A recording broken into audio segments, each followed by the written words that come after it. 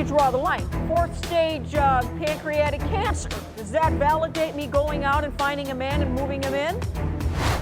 But we should also talk about these facts. Dan and the girlfriend, they have a podcast.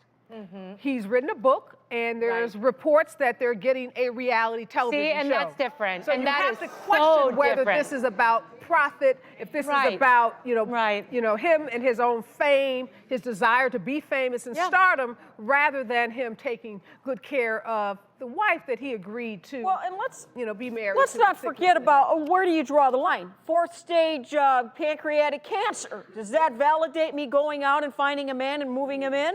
Debilitating MS. And let's talk about like some people that that are famous that I've seen that when Alzheimer's or that marriage changed, that the person honored the vow. And like let's talk about when we talk about Superman, Christopher Reeve and his wife. She stuck by his side until the very end. He was a quadriplegic. Yes, imagine going from Superman to a quadriplegic. But she still loved him till the very end. So, I have to be honest with you. When it was first brought to my attention, I was like, wow, that's not cool.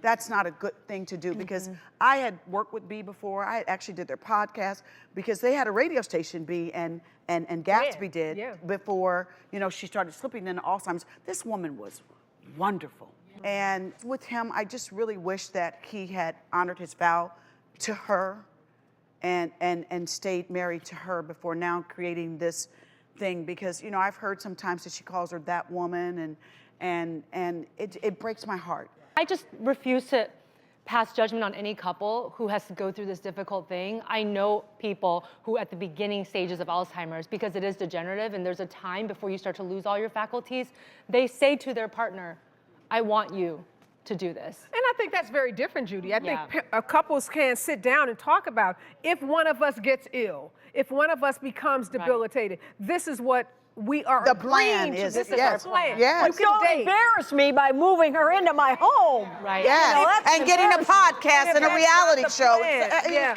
don't like this, him trying to get credit for taking care of his wife. Because I don't think as a husband, you don't get any credit for that. That's what you do as a spouse. That's a part of this marital vow. And so many things can happen in a relationship that we are not in control of. And once you make that commitment, you are in it for life, hopefully, if you believe in, keeping those vows. If you're going to honor your commitment. If you're going to honor them. And it's going to be some rough times, some good times, and you don't get to just have the good times and then not be there for the bad times. And then check out when it gets rough.